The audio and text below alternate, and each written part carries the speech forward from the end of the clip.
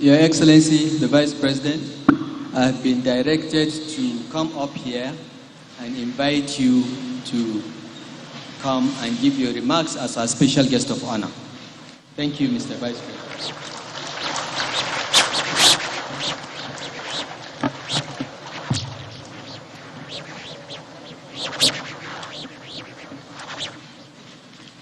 Thank you very much. Please sit.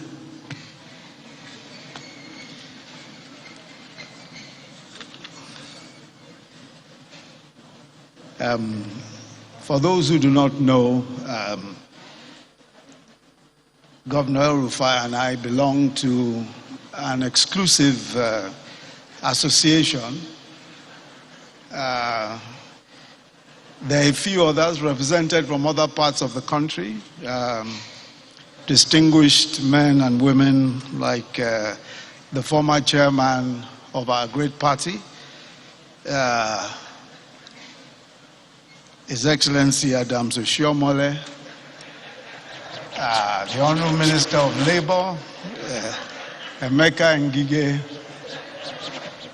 and I bring you warm greetings from all these members of our association. Of course, I am the life chairman, and it's not because I'm vice president, it's because I'm the tallest of the members.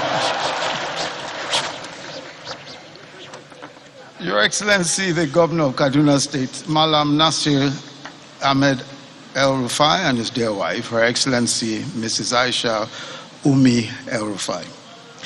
Her Excellency, the Deputy Governor of Kaduna State and Chair of the Kaduna Investment Promotion Agency, Dr. Hadiza Sabua Balarabe, and other members of the Kaduna State Executive Council present today. Senator representing Kaduna Central Senatorial District, Distinguished Senator Ubasani, and the Honorable Minister of Water Resources, Engineer Suleiman Adamu, Honorable Minister of Power, Engineer Abubakar Aliu, Special Advisor to the President on Social Investment Policies, Social Investment Programs, Hajia Miriam Owais, Special Advisor to the President on Infrastructure, Ahmad Rufai, the President, African Export-Import Bank, Afro-Exim, Professor Benedict Orama, Your Excellencies of the Diplomatic Corps who are present, the Right Honorable Speaker of the Kaduna State House of Assembly, Yusuf Zilani, and other members of the State House of Assembly present. The Chief Judge of Kaduna State, the Honorable Justice Mohammed Lawal Bello, and other members of the Kaduna State Judiciary present. The Vice Chair of the Kaduna Investment and Promotion Agency, His Royal Highness, the Muhammadu Sanusi the second, beg your pardon. The Emir of Zauzau, His Royal Highness Ahmad Nuhu Bamali, and other royal fathers present. The keynote speaker and Professor of Public Policy, Harvard Kennedy School of Government, Professor Celestine Monga, captains of industry, honored guests, ladies and gentlemen.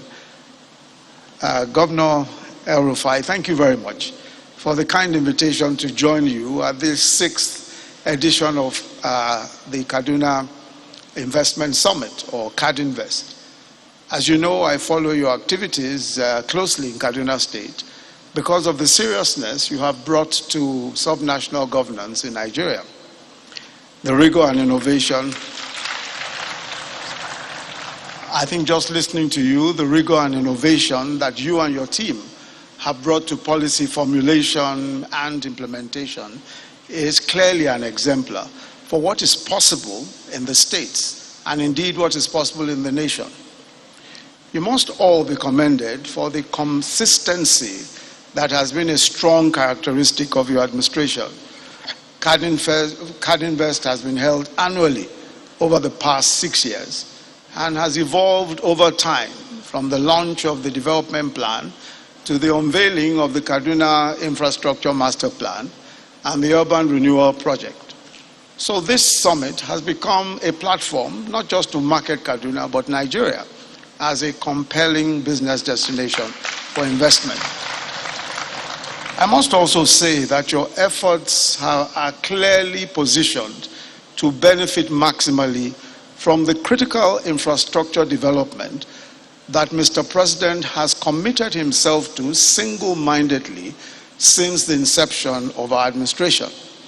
So the construction of the AKK pipeline would enable the ready availability of gas for power and industries in Kaduna, while the Abuja-Kaduna-Kano rail line and the Abuja to Kano highway will definitely ease the movement of goods and people. For power, the Ministry of Power and the ADB are working together to ensure that construction starts on the Mando to New Kano 3030 kV line enhancement. And of course, your efforts with Airtel on broadband expansion, broadband connectivity expansion, will benefit from our economic sustainability plan and the broadband connectivity for all by 2023. These federal government investments in these axes, complemented by the policies and investments of the Kaduna state government, will catalyze an economic hub that will create millions of jobs and opportunities. And I think you've much more eloquently presented the case for Kaduna State as the economic hub for the future job creation and also for the future of economic development, not just here in this zone, but also across the country. As you are aware, one of our programs in the Economic Sustainability Plan is the Solar Niger program, which is aimed at providing 5 million homes with electricity through solar systems and mini-grids.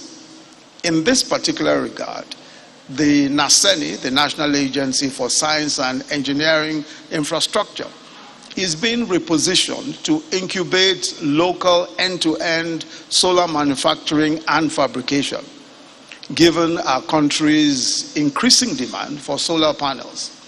So I think there is room for synergy here also with the remarkable work that the Kaduna state government is doing with Blue Camel.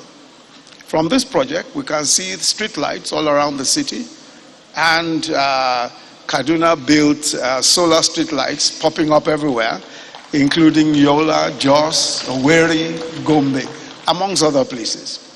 I'm sure that with what is happening, we may be seeing the cusp of developing a solid solar production supply chain right here in this state. But permit me a word or two on the theme of this conference. From last year's theme of infrastructure, industrialization, and innovation to this year's theme of towards a sustainable knowledge-based economy, there is a commendable steadiness of thought on the development pathway for this state.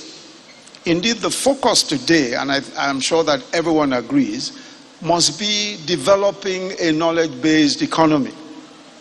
To briefly clarify the terminology, because there are so many different iterations of that expression, the knowledge economy really refers to how human capital, education, and knowledge can become productive assets or business products to be sold for profit.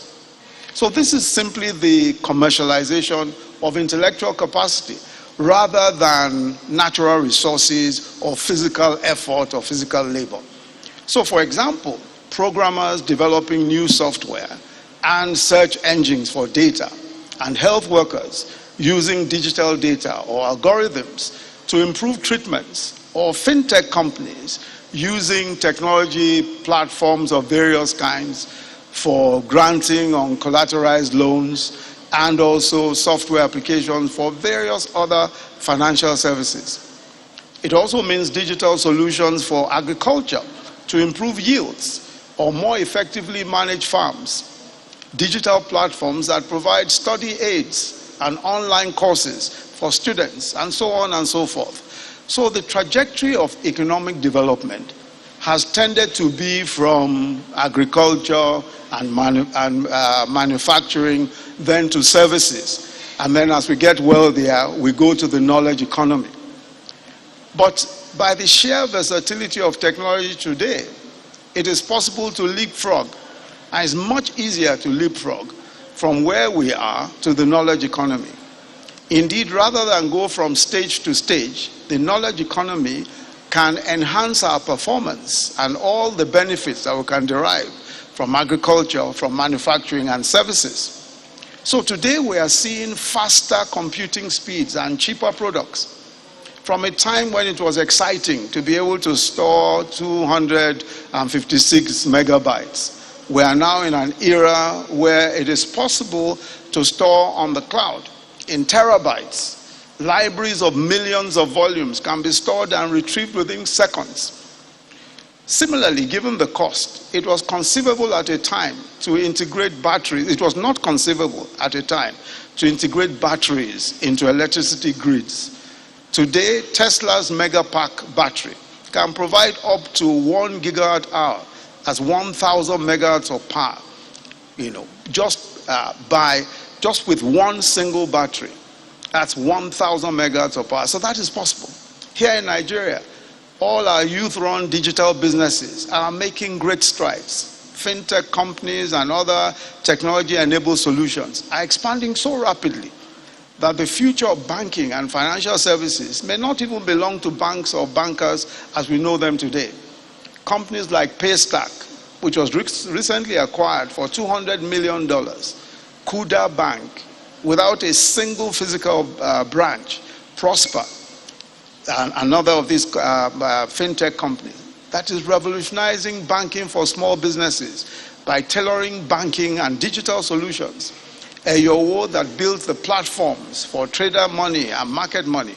They are creating jobs and bringing in investments every single day. So given these strides, Nigeria is surely becoming a technology investment destination in sub-Saharan Africa. We're also seeing the impact in disruptive technology in agriculture. This tomato juice, the processing facility, which we'll be commissioning today, with a capacity to produce tomato paste at, I'm told, 85 tons a day. And this is, I'm told, is another product of Kadinvest. Tomato juice is helping build a model for integration of processing and subsistence farming that can be scaled across the country to solve these perennial problems of producing raw materials without knowledge-based addition. Aside from tomato juice, there are other innovative companies doing exceedingly well in the technology space or technology-enabled. Babangona, for example, that provides training, financial credit, agricultural inputs, and harvesting and marketing support to smallholder farming, is also heavily technology-enabled. So this bridge between smallholder and scalable agriculture is being executed with technology in a way that strengthens the smallholder farmer. But I must say, and I'm sure everyone will agree, that we are very far from where we ought to be. We are very far from taking the full advantage of our young people, especially the millions of very young talents that we have today. The main problem is how to surmount the barriers to knowledge, to the knowledge economy. How do we surmount those barriers to the knowledge economy? The World Bank describes those barriers to the knowledge economy as the 4 pillars of the knowledge economy. The first is institutional structures that provide incentives for entrepreneurship and the use of knowledge. The second is availability of skilled labor and good education, a good education system. The third is access to information and communication technology, ICT infrastructure. The fourth is a vibrant innovation landscape that includes academia, the private sector, and civil society. So the knowledge economy, as the name implies, is entirely dependent on intellectual capital, a workforce and talent pool that is educated, that is dynamic and is adaptable, sound, relevant, practical problem-solving education. So science, technology, engineering, and math or STEM education as is called, is crucial. The curriculum that the Federal Ministry of Education is developing at the moment adds arts to that combination of subjects. So our own acronym is not STEM, it's STEAM, because we've added arts to it. The task here is major.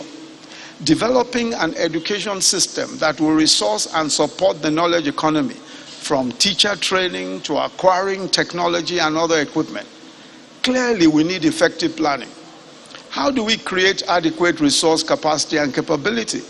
What will it take to train and equip enough engineers, technologists, scientists, doctors, and other products of the STEM curricula to drive a knowledge-based economy? Thankfully, we're not alone. This is a global problem. There are global shortages everywhere of technological talent. A recent analysis showed that artificial intelligence and machine learning, the talent gap for artificial intelligence and machine learning is about 1.2 million resources, while there are only 650,000 professionals employable in these roles. The best of OECD countries have 16 scientists or researchers per 1,000 employees and spend 1 to 3% of GDP on research and development. But where do we stand on that scale? How do we accelerate our progress? With the global gaps in talent, well-planned training programs could even see Nigeria becoming a talent hub for technical talent, for technical expertise. And this was proven with the success of Andela. Andela, of course, is a local Nigerian, Andela Nigeria is a Nigerian company, although Andela is more a multinational these days. In developing and placing, this is a company that develops and places software engineering talent. And this can be replicated across a broad range of STEM disciplines. So it is possible with companies like Andela that are already doing so much work, developing software engineers, developing all manner of other programmers and all manner of other talents. It's possible to do even more and to increase the numbers. Some ideas that can be explored include support for on-the-job tailored training to accelerate talent development and augment conventional schooling. For example, I understand that Blue Camel has a solar installation training facility on its industrial campus where it trains hundreds of students a year. Also, the curricula in trainings could have a standard knowledge set that must be learned prior to specialization. These standard principles should support mobility of talent across jobs so that they can adapt to changes in a knowledge-based economy. I think also the Kashim Ibrahim Fellowship, which the Kaduna State government, we have some fellows here. I was saying that the fellowship, which the Kaduna State government initiated a few years ago, exposes fellows to thought leaders and experts and to practical experience through rotational job programs and community service. This is also an example. It's an example of the type of initiatives needed to train high caliber talents for the knowledge-based future. These kinds of fellowships are crucial. These kinds of fellowships are important because they take people out of the school environment, out of the learning, and bring them into proper practical learning environments. There's a need to expand these sorts of initiatives and replicate them all over the country. It's also noteworthy that though this program was conceived and sponsored by the Kaduna State government, it is open to all qualifying Nigerians anywhere, who live anywhere in the country. But before I close, let me salute again the progress that has been made with the Galaxy Mall, the groundbreaking ceremony, which I attended some time back. I'm looking forward to walking through the relocated site today. Just as I'm equally pleased to be going to the Kasiwan Magani market to see the great work that the Kaduna Markets Development and Management Company has done in repositioning that market. Of course, I would like also to see the solar power plant built for the market through the Rural Electrification Fund and its impact on beneficiaries. Also, of course, I'm told that we'll also at some point, I think it's for tomorrow, I'm not so sure whether that's today, the Dangote Peugeot Automobile Factory. And I must say that we look forward to the completion of that project and the return of automobile production to Kaduna here. There's so much going on and so much to talk about. So I must again commend the governor, Governor Nasir El-Rufai, for brilliant innovation, but more importantly for sticking to a plan and for making sure that the plan gets results. And also the Deputy Governor, Hajia Balarabe Ismail, the Executive Council, the Executive Secretary for Kadipa, Hajia Umar Aboki, and the organizing team for Kadinvest for the great work, including successfully organizing this exciting investment summit. Let me reiterate that the federal government will support and encourage your efforts every step of the way. And we are committed to, as much as is possible, creating a stable and predictable macroeconomic business environment, providing infrastructure, and of course ensuring security. For we realize that in addition to kinetic interventions, jobs and social protection are vital for security and sustainable development. And we are, as you've mentioned, making accelerated efforts to enhance security across the country, and in this region particularly, especially working with the state governors in many of the worst affected states. God bless Kaduna State. God bless the Federal Republic of Nigeria. Thank you very much.